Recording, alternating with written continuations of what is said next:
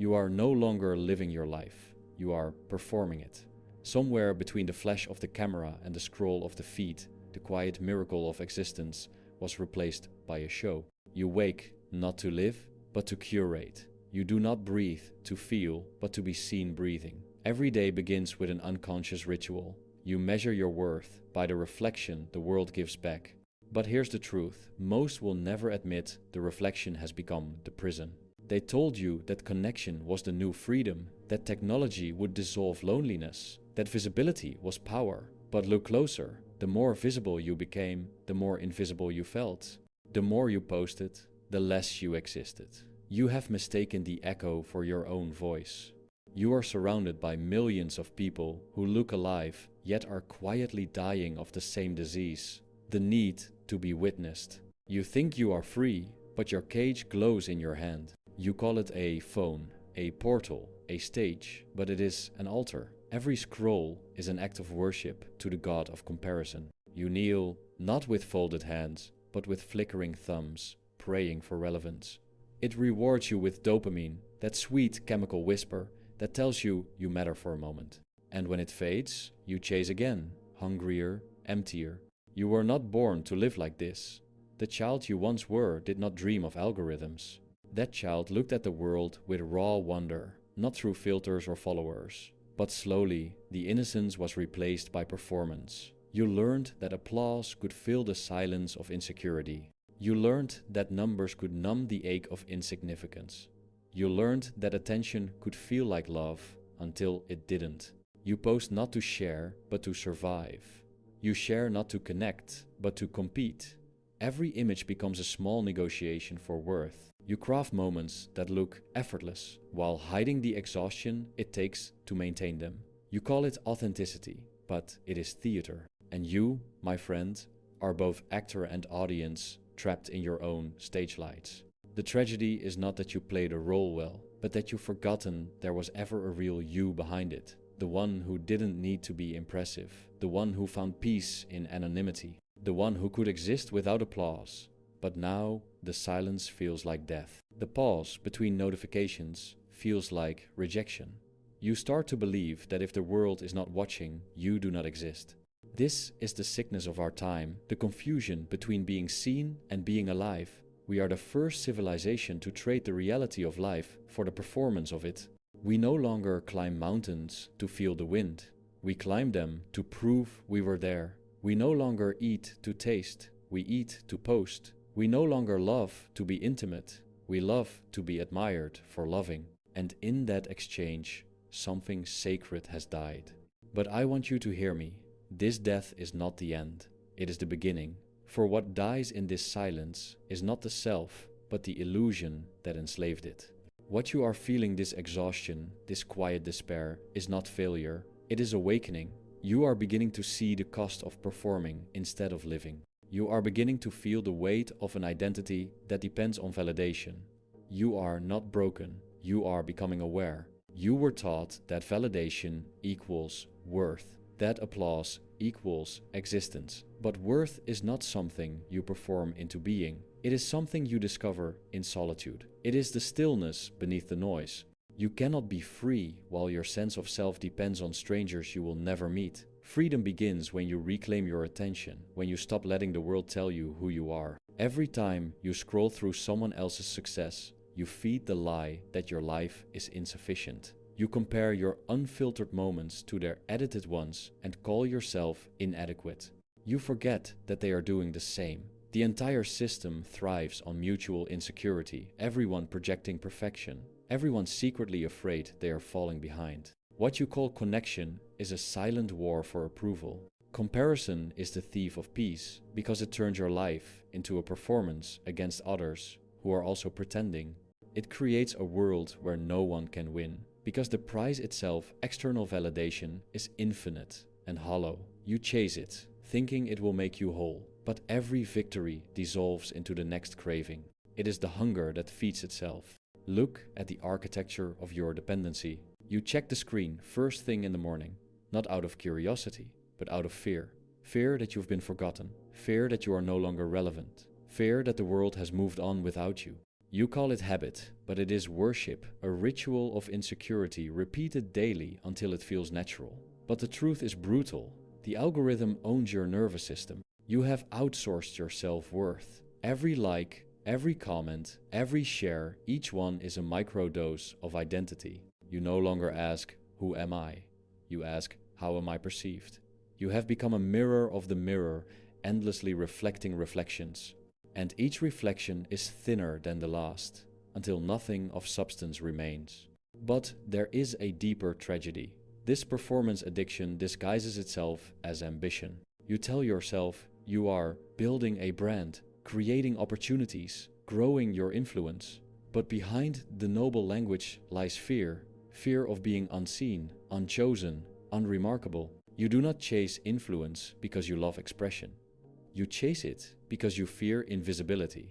And yet, invisibility is the very thing you must learn to love. For in invisibility lies your freedom. In being unseen, you rediscover being. When you no longer perform for others, you begin to experience life directly without needing it to be impressive. When the camera turns off and the light fades, that is where the real work begins. That is where selfhood is forged. You may think the crisis you are facing, the burnout, the envy, the exhaustion is a punishment. It is not. It is the fracture that saves you. It is the necessary collapse of the false identity you built to survive. The version of you that cannot breathe without approval must die, so that the version that can stand alone may live. Every addiction ends the same way, not with satisfaction, but with exposure. Eventually, the high fails, and the truth floods in. The illusion collapses under its own weight. You can pretend to be perfect for only so long before the mask begins to suffocate you. When you finally remove it, the air will burn, but it will also heal. What you are feeling now, that quiet dread, that hollow sense of meaninglessness, is not the end. It is the moment the old structure begins to crumble. The identity built on applause is cracking, and your instinct is to rebuild it quickly, to fill the silence again, to perform your recovery. Don't. Let it collapse. Let it all burn. The real self does not fear the fire. The false one cannot survive without it. The pain you are in is sacred. It is not a curse. It is the torch that illuminates your blindness. You are seeing the architecture of your own dependency. The likes, the followers, the metrics, these were never love. They were anesthesia. They kept you numb to the truth that you had lost yourself. And now that the drug is wearing off, you are feeling what reality actually feels like. This is sobriety. This is where the healing begins. You are not the profile you build. You are not the perception others hold. You are not the edited self you have performed. You are the silence that remains when the show ends.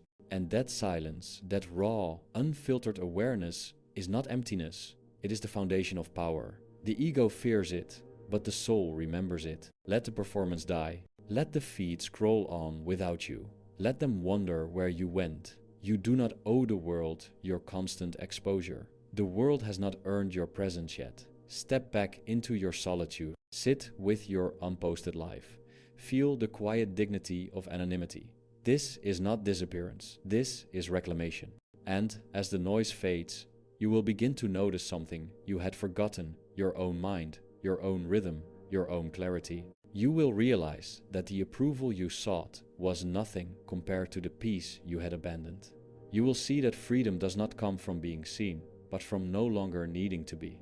Do not fear the silence that follows the end of performance. That silence is where your strength returns. It is where your will begins to rebuild itself from within. You are not losing significance. You are regaining sovereignty. You are not being forgotten. You are being freed. The applause was never real power. It was dependency disguised as success. Real power begins the moment you no longer crave it. And this, right here, this pain, this emptiness, this quiet, is the beginning of your liberation. You are not collapsing. You are being cleansed. You are not being erased. You are being reborn. The silence after collapse is deafening. You look around and realize the crowd is gone. The noise that once wrapped you in artificial warmth has dissolved into air. For the first time in years, you are alone with yourself. No witnesses, no applause, no reflection. It feels unbearable, doesn't it? You think you've lost everything. But you've only lost the illusion that everything outside you was ever yours. This is the truth most never reach. The absence of attention does not mean the absence of worth. It means the beginning of sovereignty. You are finally standing where power is born, the threshold of solitude. The world taught you to equate silence with insignificance, but silence is the language of those who no longer beg to be understood. In that quiet, something ancient stirs the instinct to build, not to impress. The awareness that you are complete without audience. You start to feel it in small ways. The breath slows, the mind steadies, the need to prove begins to rot and fall away. Understand this. Identity built on admiration is slavery in elegant disguise. You thought validation would crown you. Instead, it bound you. Now the chains lie broken, and the freedom feels strange because you've never been unobserved before. But soon, you will see this is the only space where authenticity survives. Every crisis has two outcomes: collapse or creation.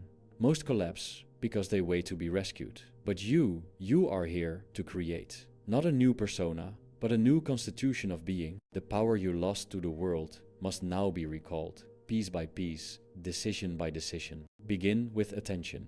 Your attention is the currency of existence. Whoever controls it owns you. Every scroll was a surrender, every reaction a transaction. Take it back, guard it like blood. Direct it inward toward your craft, your mind, your breath. The external world thrives on your distraction. The internal world starves without it. Then reclaim your silence. Speak less, post less, react less. Not as withdrawal, but as rebellion. In a world intoxicated by display, silence becomes a declaration of mastery. The powerful do not broadcast, they radiate. Their presence speaks louder than any caption. Next, rebuild your relationship with solitude. Solitude is not loneliness, it is the gym of the soul. It is where you train your mind to stand unshaken by approval or absence. Sit in it until the restlessness subsides. In that discomfort, you will meet yourself, the one who no longer negotiates her value. You will learn that peace is not found in being understood, but in no longer needing to explain. You will learn that relevance is a game for those who fear disappearance. You will learn that stillness terrifies only those who have never met their own depth. This is the forging. You are the iron, life is the fire, solitude is the hammer. The blows will hurt, but each strike shapes integrity. Every time you choose presence over performance, you grow denser, more deliberate, more unbreakable. The applause that once fed you will start to sound hollow. You'll hear flattery as noise, manipulation as echo, attention as currency too cheap for what you've become. And when envy whispers, as it always will, you will no longer obey. You'll see through the illusion no one's highlight reel is real. Every perfect image conceals fatigue, confusion, and the same hunger you've now outgrown. You will pity it, not crave it. You will walk past the glitter as if it were dust. Gradually, a new rhythm replaces the old. You rise not to post, but to progress. You create not to impress, but to express. You measure days not by recognition, but by refinement. You begin to understand what freedom actually tastes, like the quiet certainty of not needing to prove. Power, you discover, is not dominance, it is composure. It is the ability to remain whole while the world begs for reaction. It is the discipline to act without announcing. It is the strength to disappear without fear. And as you live this way, something extraordinary happens. The energy you once spent maintaining appearances returns as focus. The hours you once lost to scrolling become fuel for creation. You see the trap for what it was, a brilliant machine designed to keep you comparing, so you'd never remember you could build. You start building, maybe quietly, maybe unseen. You work on your mind, your craft, your body, your discipline. You speak less of dreams and embody more of them. You understand now. Success that depends on attention is theater. Success that grows in silence is empire. Let the others perform. Let them chase the algorithm. Let them polish their masks. You are becoming untouchable. You have moved beyond the reach of superficial validation. You no longer rise and fall with opinions. You have stepped into a rarer form of existence, inner authority. And here is the paradox. The less you perform, the more magnetic you become. The quieter you are, the more power gathers around you, because the world senses stability. It hungers for it. In a culture addicted to reaction, calm is charisma, presence is power. You are not withdrawing from life, you are withdrawing from illusion. You are not rejecting people, you are rejecting dependence. You are not isolating, you are concentrating. Solitude refines energy into direction, and direction becomes destiny. The day will come when you look at the same platforms that once ruled you and feel nothing. No envy, no desire, no need to broadcast, only understanding. You will see through every performance, even your old one, and smile, not with superiority, but with freedom. You will know that the truest luxury is to live quietly, to build deeply, to rest in anonymity without anxiety. The performance trap ends not when the world changes, but when you do. When you cease to measure your worth by the mirror of others, the entire game collapses. They cannot control one who no longer craves control. They cannot manipulate one who needs nothing from them. That is sovereignty. That is arrival.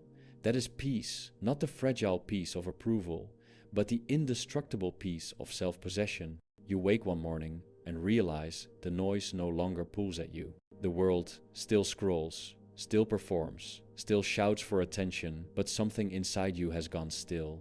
What once provoked envy now only evokes understanding.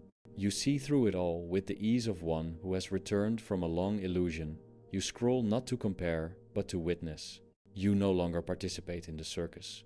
You study its rhythm, its hunger, its endless need to pretend. And in that distance, you taste peace. This is what sobriety feels like. Not joy in the loud sense, no fireworks, no dramatic revelation, just a steady hum of clarity, the serenity of no longer needing to prove. The highs and lows flatten into balance. You begin to walk through life without the constant static of self-consciousness. You can sit in a room and feel whole. You can see someone else's success and feel no diminishment. You can post or not post and feel the same either way. You understand now that life was never a competition, only a confusion. Everyone was running toward the same mirage. Visibility, relevance, validation, and the desert beneath it never ended. You left the race, and in leaving, you found the oasis that was always within. The mind calms when it no longer measures. The soul expands when it no longer begs. You become a paradox to the modern world, unseen yet unmistakable, detached yet deeply alive. Your strength is quiet, your confidence unadvertised. People begin to sense something different about you, a gravity, a steadiness, a refusal to chase. They cannot define it, but they feel it. It is the presence of one who owns his attention. The rare fragrance of composure in an age of hysteria. You start to rebuild life on simple foundations. Real conversations, real work, real rest. Small things done with full attention. You look at a sunset without filming it. You eat without announcing it. You meet a friend without documenting it.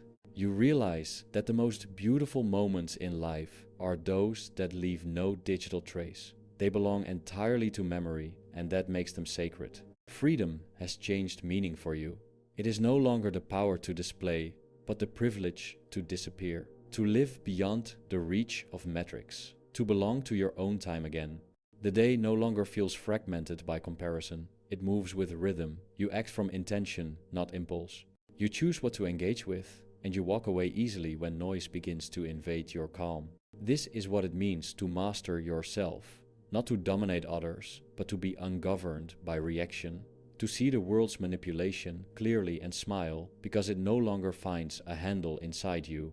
You have become self-contained, not hardened, but whole. The world will still try to pull you back. It will whisper that you're missing out, that relevance is survival, but you know better now.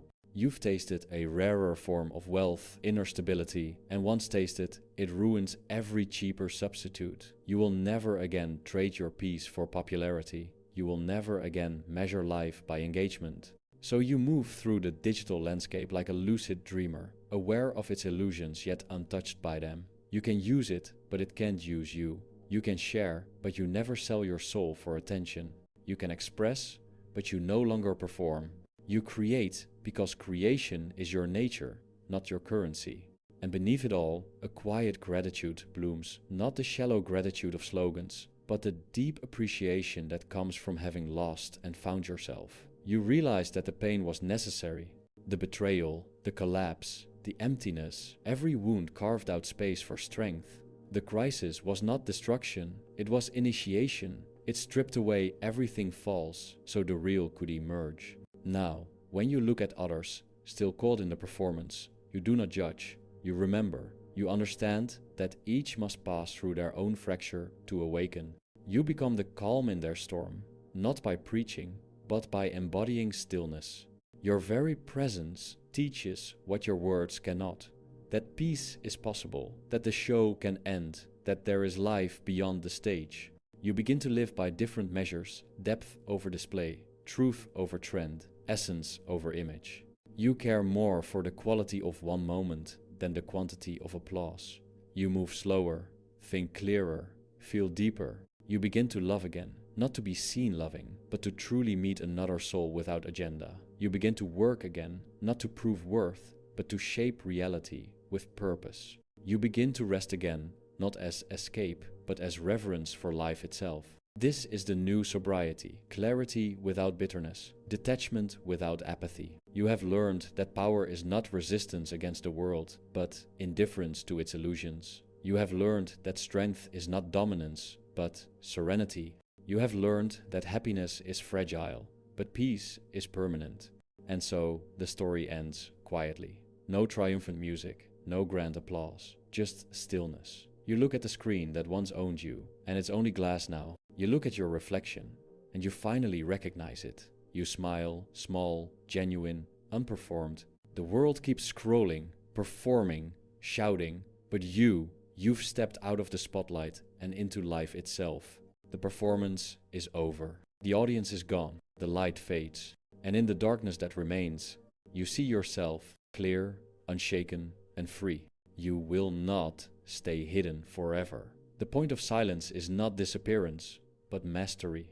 Once you have rebuilt yourself in solitude, the world calls again, not to consume you this time, but to test what you have become. You open your phone, the light hits your face, but it no longer blinds you. You scroll not as prey, but as observer.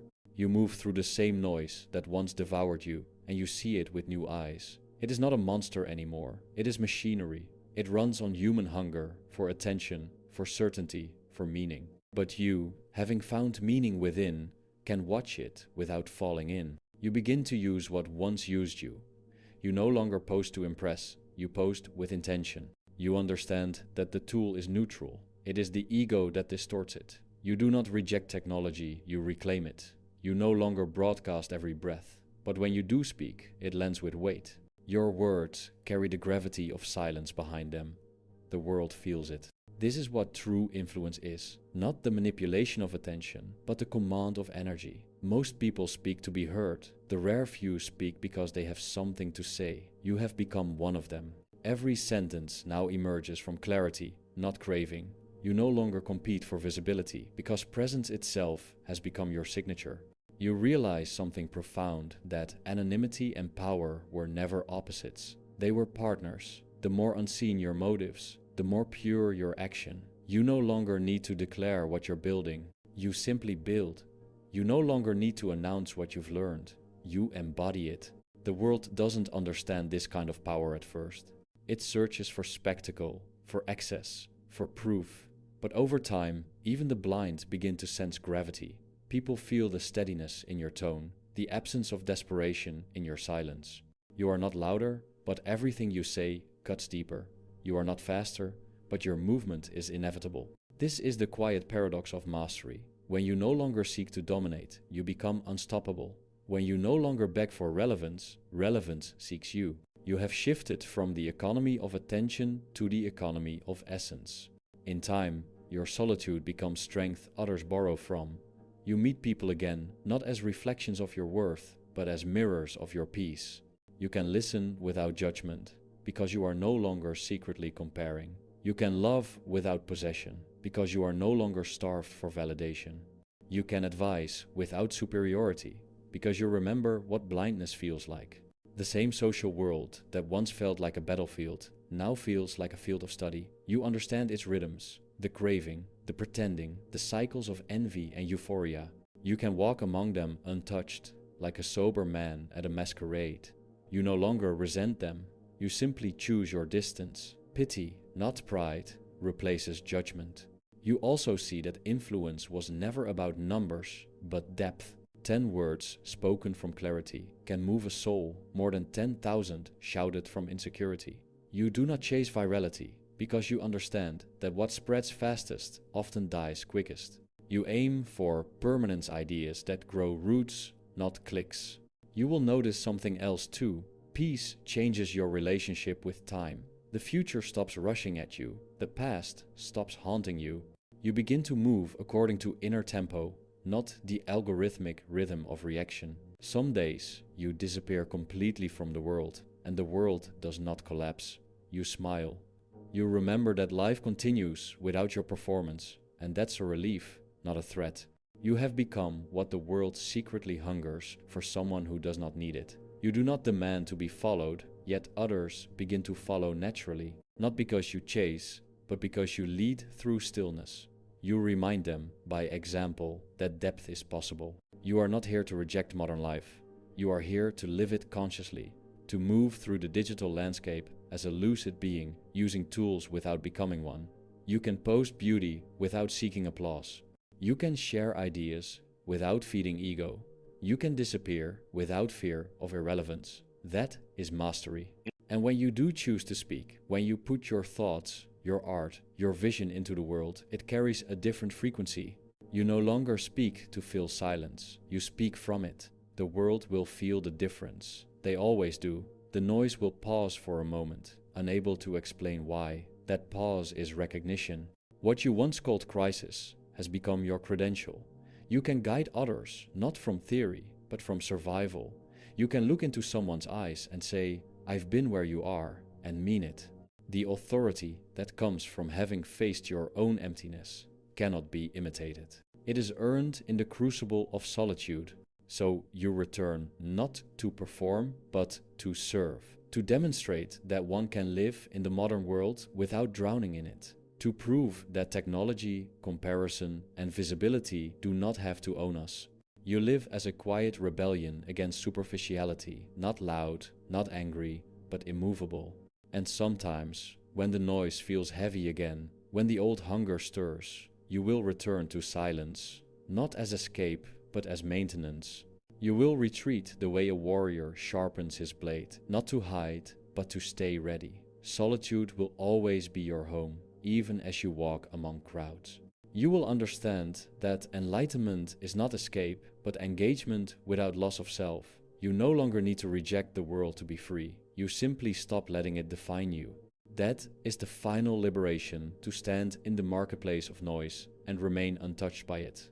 To smile at the chaos and move with calm purpose. That is the full circle. You entered the world seeking eyes. You leave it seeking essence. You once posted to feel alive. Now you live so deeply that no post could ever capture it. You once chased applause. Now silence feels like truth. You once performed for approval. Now you act from alignment. The world hasn't changed, but you have. And that changes everything.